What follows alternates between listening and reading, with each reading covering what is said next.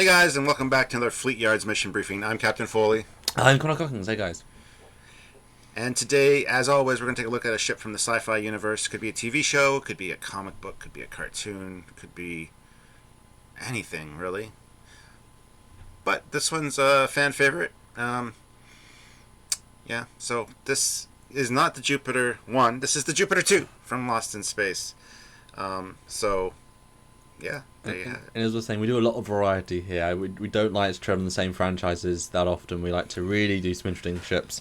But it wasn't just our pick, it was a fan pick. We do, as part of Indiegogo's for our mission trips and such, we offer pick an episode. And Peter Teal picked this as part of our Mission Canada Indiegogo. So Peter, hope you enjoy our look at the Jupiter 2. So Stuart, I guess I'll go first because I think you're going to lead this one. My first thoughts, I think this is the first time I've ever seen this ship properly. I think I've seen it before, but it's very generic, so I wouldn't have really remembered. But I do recognise it. And Good. Please, Stuart, tell me some background about this ship, because it's a flying saucer. It is. Yeah, so this ship is a product of its time for sure. It came out in 1965, so right after like the 1950s with this classic, flying saucer look that everybody became familiar with. Now, it's worth pointing out too that there is the Jupiter 2 from the Lost in Space movie, which is kind of the reboot of this, which we're not going to talk about today. That'll be covered in a separate episode. Well, it's a radically different design, so... Yeah, and actually Samuel and we discussed this earlier, and we really like the design of the newer one as well. But we'll talk about that later. This is going to be focused just on this original ship. So which year in the 60s did you say this was from?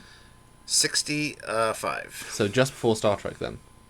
Yes. Which will put into perspective again. I mean, yes, the TOS Constitution class from Star Trek original series is a saucer, but it has all those other things. So, you know, 1 year difference between...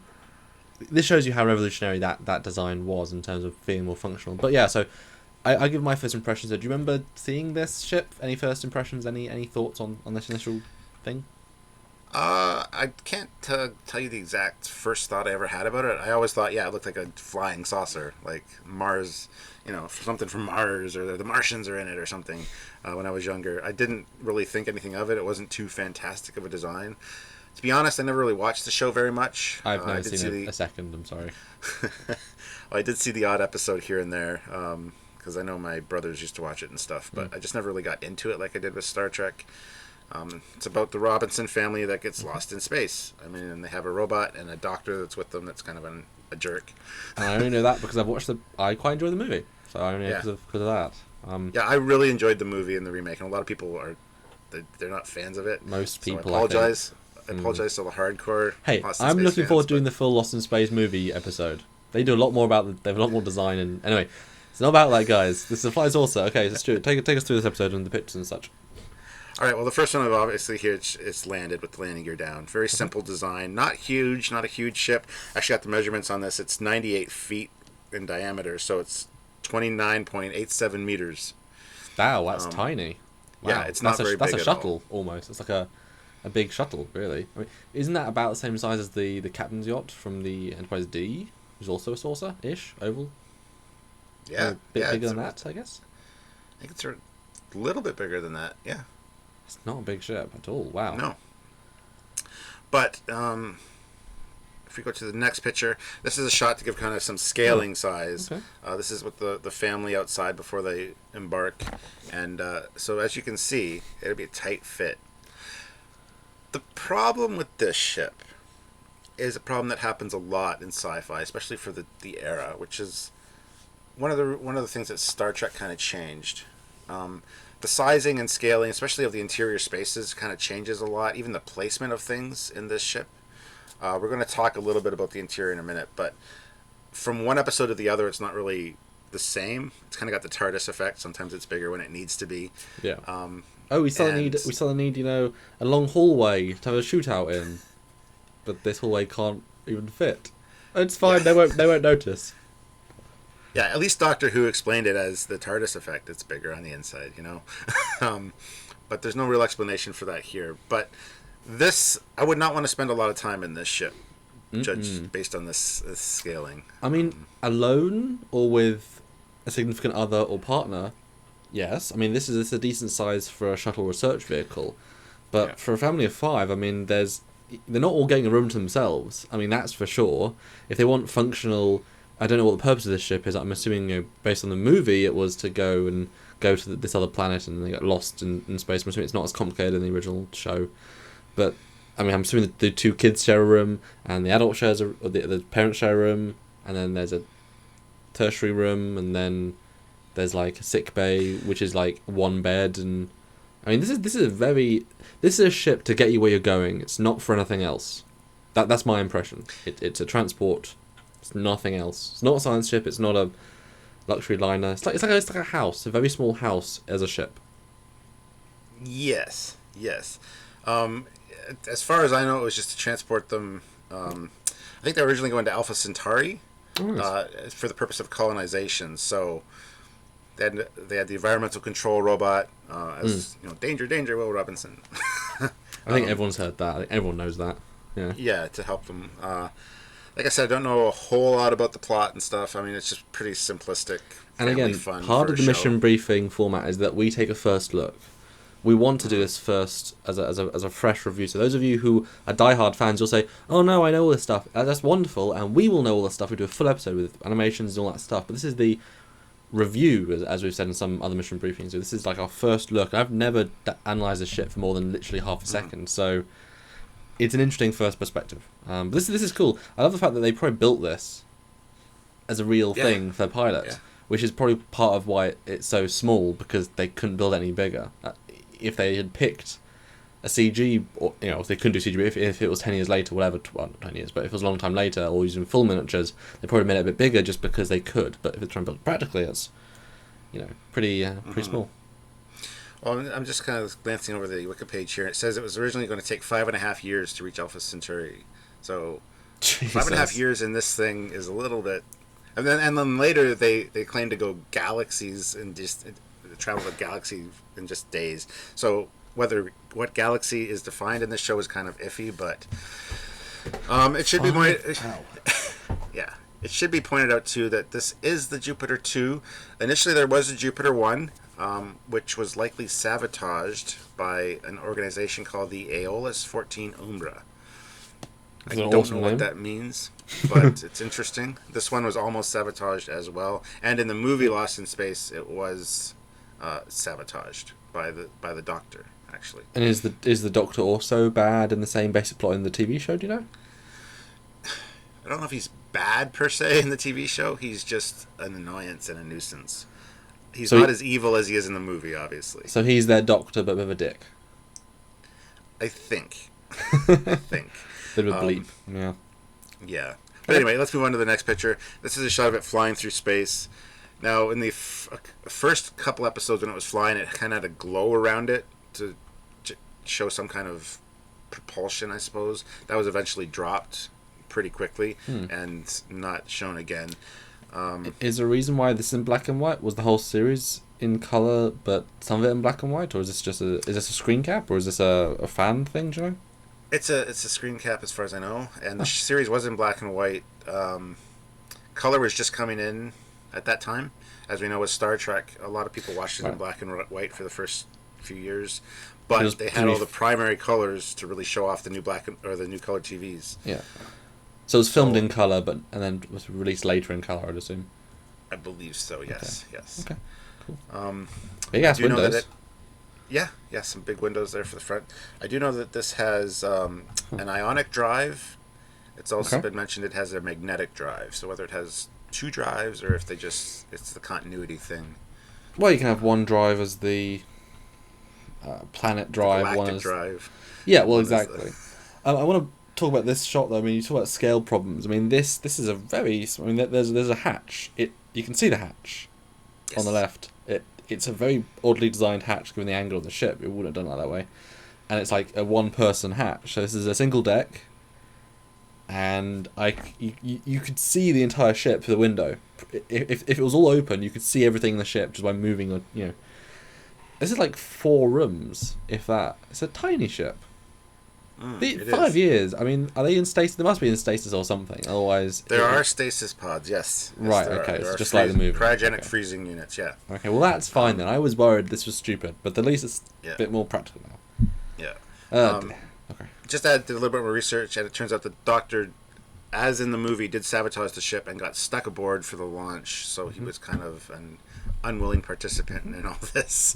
And then becomes a spider in the TV show. In the movie. Anyway, let's quickly go to the next picture. This shows kind of... We got a few more of these, but I just wanted to touch on this one because you got little people there just scaling. Okay. 2 main decks and one kind of half deck with the propulsion drive at the bottom there. Yeah. Huh. Interesting. And an observation dome at the top, which... Oh. This is obviously all fan design, isn't it? This is Chuck Gaskill, 2002. Yeah, Cult TV Man, yeah. Yeah, I don't know how accurate this is based on the show, but like I said, a lot of things changed in the show from episode to episode, so it's probably fan extrapolation of, how fans tend to retcon things and, I mean, obviously this is a 2D slice, so the fact is you're losing a whole lot of third dimension, but it looks as if, there's an elevator, there's a single walkway, there's some operational consoles, there's all the stasis pods, there's a room, a bedroom. I mean, this is literally just central room on both decks. On one side, tech. Number 12 is flight record equipment. Yeah, so half of it is just tech. The other half is living. But there's nothing else to the ship. I mean, wow, this is very small. I mean, this is a shuttle. Yeah, it really is. It's a shuttle transport. Yeah, you'd really have to like your family if you're going to be on this for extended periods of time and not be frozen. Yeah. Anyway, let's go to the next picture.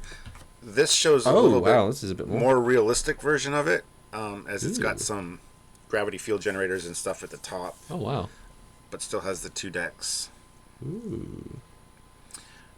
Microsatellite bay. I love this rendering. This is wonderful. Yeah. So lower unitetric drive and fusion core. I mean, this looks like there's even less people accommodation. It has more functions but less people, but at the end of the day, I mean, all you need is a bunk, all you need is a bed. So, I mean, and as we know, NASA, I mean, they do have bunks on the walls. If you turn off the gravity, everyone can just sleep standing up. I don't know if you'd want to. And you can fold those up when you're not using them too, to give yourself more room. Yeah, or if you have a bed that has a gravity plate in it, you can have a bed, flat to each other. One person sleeps on top, one person sleeps on the bottom, but because it's flipped, they're being kept, which would be as an odd little bit of thing. We would help to double up on the beds, or just a bunk bed. I mean, and do keep in mind, guys, that we like we've said, we haven't really watched the show, so we don't know what the accommodations are like and whatnot. I'm familiar with it, but I'm not, a super fan of it. And I've never seen a single second. But I mean, come on, there's a million shows up there. How many of you have seen Red Dwarf? How many of you have seen Farscape? How many of you, there's more famous shows in terms of quality. Just because it's classic doesn't mean it's the best thing ever. I think Red Dwarf is a good exception. That looks still very funny. Well, you had mentioned that it's kind of a cutaway thing, and it was hard to tell space. Let's move to the next picture. This is the upper deck. Ooh. Same chap, do you think? Looks like it. I believe so. Roughly. Looks like it might be, yeah. Oh, interesting. So this makes it a little bit easier to see size-wise. It certainly looks bigger this way. Certainly looks bigger. And they have a toilet, unlike the Enterprise. Good. Very important, Stuart. Very important to life. I don't know if you knew that. Yes. Well, with a family of 5, they have 2 females at least. 3 females, as I recall. So they need more than 1 toilet, in my opinion. But yeah, doing the makeup for day. That's terrible. No, this is great. I love this. You got the separate cryogenics bay. You've got life support systems. Yeah, I mean, this is how you design it, wouldn't you? You'd have a central zone, and then you'd have all the different rooms go off, and you just walk in between them. And no, that's great. Yeah, okay. This feels way more 3D now. And I mean, if everyone's got a job, if everyone's not in stasis, then if everyone has a job, everyone has a dedicated room. So if one person is the science officer, they'll be in the lab. If one person's the pilot, they'll be in the pilot's chair. If one is in the sick bay, if everyone has a purpose, then it's not like everyone's just meandering or waiting around. Everyone's doing something. They're in space. So actually, the ship will feel not that small because you'll have your own dedicated zone. Well, the thing is too, yeah, they were in cryo sleep. So when they got to the planet, they'd be offloading onto the planet to start colonization and stuff. So the ship would be like your house, but you could go outside and do other things. Which is what I said straight away at the start, didn't I? It's like a small house. Yeah. Very nice. If you look at the bottom there, N, that's the 3 big windows and the 2 pilot's chairs. So it kind of gives you the sense of scale for those windows. This is And bigger again, than this is bigger than the picture, but that's okay. Yeah, it is, absolutely. But here it shows the diameter of 98 feet, 4 inches. So I do like how the control interface is done, though. Just a wraparound console, 2 people, big windows, and then behind you you've got access to any room very quickly. No, it's nice. I like it. if you go to the next picture, this is the lower deck. So we got the landing gear, stairs, and where the robot gets stored. Yes, Like workshop. Very interesting. Satellite bay, medical bay down there. Auxiliary control galley. Yeah, no, this is. Yeah. This was well thought out. This was, Yeah. as with Star Trek, things that don't make sense, fans always make them make sense, and I love the fans for that. Fans of shows are really passionate about what they love, and I'm sure we're going to get a lot of comments below about this ship because this is definitely a fan favorite. So here we have the cabins. There's a cabin for Judy, Will, Penny, and the parents. I was just reading that, Stuart. So. Oh, were you? Yeah. Cool. No, this is good. I like this. And it's only. Yeah, this is how you do it. And what's nice about this is that they've filled up a lot of the excess space with tech. It's not just, the full sauce being used. It's like, this is not a very advanced ship. You need a lot of space for the things that make it fly, which is great. It gives it a very real feel, how it's all sort of formatted. No, it's nice. It's a good job. Yeah. All right, so let's go to the next picture. This is a shot of that main control area with the windows. Right. Wow, those are controls. Wow. Yeah. Style. Wow, Radars that and makes you things. appreciate the jelly beans, doesn't it? It does. It and that's what Doug Drexler's always said, that the Enterprise is very advanced, especially for that time. I mean, very sleek, smooth surfaces, and I mean, this is just like buttons, and there's no readouts, sort of, and that 2 radars. I mean, I know obviously in BSG used to have a Drados radar, but clearly it's a bit more advanced than just whatever. And it's awful.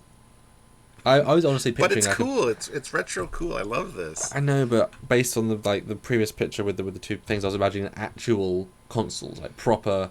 And so in my brain I was thinking spaceship, and now I'm seeing cheap sci-fi, just throwing stuff onto a thing. And I honestly I shouldn't have set myself up to be impressed because I wasn't going to be. But wow, that's cheap and rubbish. And like I've said, sorry guys, sorry, but it is. It is. Yeah. And like I said too, the consoles and displays change episode to episode to suit the purpose of the episode. So there's no real. But if you go to the next picture, I actually visited the bridge of the Jupiter 2 at one point. They had this set up at Wonderful. Wait, you're a time traveler? Because that still looks as rubbish as the 60s. So you went back to. Look, if you were in the 60s, why don't you go and be on TOS? Where am I? Oh, wait, you did visit TOS sets. I've seen the pictures. Wait, you are a time traveler. Yes, I am. And I'm very familiar with the TARDIS effect. No, back in Wonderfest 2 years ago, they had the bridge set up, and they had some of the cast there as well, signing autographs. Oh, nice. So I got my picture in front of the consoles, and so I was on the bridge of the Jupiter 2 on the command deck. So was that picture that you just showed previously, was that from the show or from Wonderfest? That was the last one was from the show. Okay, and this one's from yeah. Hey, good job they replicated it though. Huh. Well, yeah. If you go to the next picture, I got some close-ups of the panels while I was at Wonderfest, which was perfect for this episode. So we got retro rockets. Oh, that's awful. Hyperdrive. Lineal acceleration. Yeah. Wow.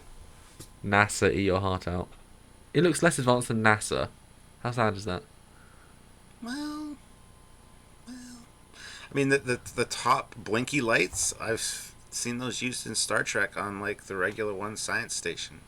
The same kind of panel look. Yes, but formatted better. Well, with it's in the actual background, so. art set design as well. I think they use the actual things, to be honest, because they look the same. It's funny. I mean, obviously, Star Trek 6 we always say is our favourite of the bridges of that sort, and they use a lot of buttons. Yet it still has this proper layout. It feels advanced. It feels like just, tactile interface. You know. This isn't a starship. This is, well, it is, I guess, but it's so small. It's like more of a shuttle. So really, it's like comparing a car to like an ocean liner. Yeah, but then if this is so important, it's colonizing another planet. You'd think they either get the very advanced technology or at least military grade fundamentals. You know, really reliable. I mean, this could be the really reliable stuff, but it just again, it's 60s looking 60s. It's not thinking ahead. It's just look, it's blinky spacey stuff. I'm not complaining. I'm just I know what you're saying. This is what I didn't grow up with. I have no pre-existing, nostalgic bias on this, so I'm just going from a purely new perspective. Mm-hmm. And I totally get why and how and who, and it's still interesting. Or actually, if you go to the next picture, see this I prefer actually. This actually feels better formatted. Yes. I kind of like the middle thing. Obviously, if you give it more of a display feel, it would be a bit better. And just the way that panel works better for me. That actually has more of a thought out feel. Small thing I know, but just compared to the other one, No, I totally get that, and that's why Star Trek was so ahead of its time, because it thought forward in a logical, realistic sense. Unlike some of these other shows, that just kind of went blinky blinky. Which is funny because TOS is blinky blinkies, but in computer displays, which are buttons slash read. I mean, it just works. Yeah. No, this is cool in my opinion. The next one is the other console. There, got the artificial gravity controls and On and off. lift off, ready rockets. Huh. You would have thought there'd be a keyboard somewhere, wouldn't you? Like tactile interface, like touchy. Because that would be a natural thing to. Yeah, maybe on the sides. I guess they didn't. Did not have. I guess they didn't have computer keyboards, did they? At this point in the '60s, they had typewriters still. So a little bit too forward thinking as a keyboard. Even in Star Trek, you had the computers with the toggle switches and no keyboard, but yet they could still do their thing. So yeah. But all right, so next picture is one of the models from Wonderfest. This kind of throws that scale off that we were just looking at of the interior, because you got two people in there, and again, the ship is very small if you go by this scale. But fantastic model nonetheless. Yeah, I mean it's tricky because it's a circle actually can fit quite a lot of stuff in, but you're still looking at like maybe 6 small rooms if you have them just neatly placed with all the internal volume being used up, all of it very advanced. And this version looks like it's 1 deck, not 2 decks. Oh, yeah, for sure. Yeah, for sure. And again, that goes back to the different scaling, different sizing based on episode. If we go to the next shot, this is actually the model shown landing. Whoa. Which I always love these behind the scenes shots to see how big the actual filming models and things were. So yeah, that looks like it has maybe a second deck. You just about push if the window is no, it doesn't. No, not the landing gear. If you duck, it's a crawl space. Yeah, so Jeffrey's Bay. Jeffrey's Tube Bay. And the next shot is just a nice concept art picture of it at a base or something. And again, very cool. I love this. This is a great retro science fiction artwork that would look great on your wall, I think, if you like that kind of thing.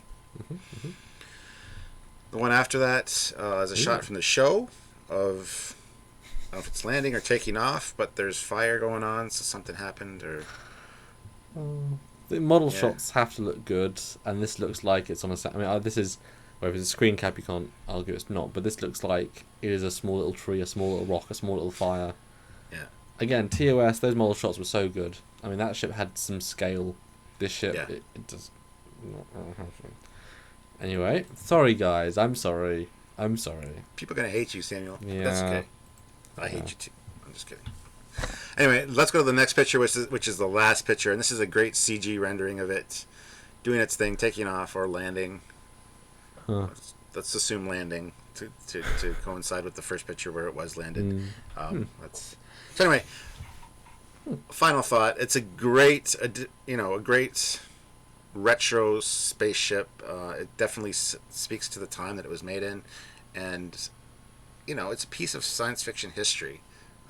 It's not super advanced or super well thought out, I don't think, but it's something that, like Buck Rogers' ships, is something that is nostalgic. When you see it, you know what it is. It's not trying to be anything it's not.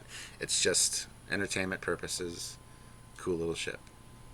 and get rid of the pitchforks. But my closing thought is it's a flying saucer with no interesting design, no interesting technology, nothing to differentiate it from any other flying saucer. The window's a window. There's nothing that if you filled up the window, it'd be a frisbee. You know, and obviously put the legs in. There's nothing designed there. Nothing. The interior space is where, you know, that's where the ship can come alive. But exterior, nothing there. It's the most generic flying saucer you could hope for. With a I have window. a question for you then. What if it was the same shape, but scaled up enormously, like maybe to the size of the Connie saucer, as a colony ship? Would that make more sense for you, being this shape, being this kind of overall design, but a lot more interior volume? I mean, sure, but I'm not complaining about the size. I mean, the size works fine as a little shuttle thing. Just as a design, there's nothing there. It's just a flying saucer. You'd have to, you know, give it something. Give it a design. Even if you can upscale it, you know. I think this exact same design, as the size of a Connie saucer, would be a perfect design for colonization. I mean, sure. Why not? It's simplistic. It does its purpose. It's, yeah. You know. I mean, again, it's not really a design though. It's just a big you know, a big circle. It's not a design. That's the point. That's what I'm trying to say. It's doesn't mean it wouldn't work. I mean, you know, you know. Okay. I see your point. All right, guys. Because not okay. Just to backtrack, you know, the 2S Constitution class saucer actually has some design to it. It has, you know, dedicated curves. It has a sensor dome at the bottom, which has a purpose. It has little things. It has a bridge module, which is distinctly shaped as impulse engines. There's design. It's not a saucer. It's a saucer shape with design elements in as part of it. It's a designed piece. This is a saucer with legs. I'm sorry, guys. You upscale this to the size of the Constitution class ship. You're not going to have 3 windows in the front. You're going to have to make it a lot bigger. It'll be a saucer. It's like the Independence Day saucer is not really a designed spaceship either. It's a saucer. But then you say, well, then they, you know, add the weapon at the bottom. Then it's okay. Now this stuff's happening, but it's just a saucer. You know, it's still just a saucer. It's a cool looking saucer. It's just a saucer. I can't wait to look at the full movie version, because that is a oval. There's design, there's engines, there's components, there's windows, there's a lot of internal space. That's actually a designed spaceship. I'm really excited to look forward to that, and hopefully I'll redeem myself in some of your eyes or make it worse, because none of you like that movie. But you know what? I think I have to go watch Lost in Space now. I think I have to go back, have a look, get a sense of the people, get a sense of the internal space, and maybe appreciate it more if I can set myself. That's what this show is all about. I've started watching stuff that I've put off watching because I did an episode of Fleetyards or whatever, and I'm like, I gotta watch this show. I gotta see what this ship can do. And now I'm like into Babylon 5 and a whole bunch of other stuff thanks to you guys. So, I mean, and I'm all on board for that. I mean, if this opens up, even if you don't like the show and enjoy it very much, you know, you get a more of appreciation for it. So next time at your house, Stuart, we'll throw one of these on. I'll watch it together. Sure. There you go. Sure. And yeah, like you said, we'll do the other Jupiter 2 from the movie eventually. One thing I've got to point out is I really like the way that launch sequence for the movie went, with this shape launching out and then the other breaking off and then the other ship coming out of it. I think that was a really great homage to this ship. Perfect. So yeah, there we go. Anyway, that's it for this Fleetyards mission briefing, guys. Please like the video if you liked it. If you didn't, you can comment below and complain, which, you know, people might do. Samuel. But Anyway. as you know, guys, Fleetyards is a show the main Fleetyards show is a show we do based on donations, because it takes a long time to make full episodes. But the full episodes have renders, animations, and sometimes even guests, which we are working on. So if you want to support this show and Trekyards and all the shows we do, you go to Patreon, our monthly donation service, and give what you can, even $5 a month. Because if 100 of you give $5, it mounts up pretty quickly. Or a one-time donation at trekyards.com, whatever you feel like you'd like to give us. And don't forget to share the video around and subscribe to the channel if you haven't already, so you don't miss out on any of the great awesomeness that we have here. And don't forget, I haven't really mentioned this in Fleetyards Mission Briefings, but don't forget the Fleetyards page on Facebook. There's a lot of great ships and, you know, science fiction stuff being posted on that page. We need more members. It's not anywhere near where the Trekyards page is as far as membership goes. So we want more Fleetyards members. Check it out on Facebook. You won't be disappointed, I promise, guys. Yeah. But anyway, I think that's it for me for today. So until next time, guys, I'm Captain Foley. I'm Connor Cousins. Bye, guys. And don't get lost in cyberspace. Yes. I had to. Bye, everybody.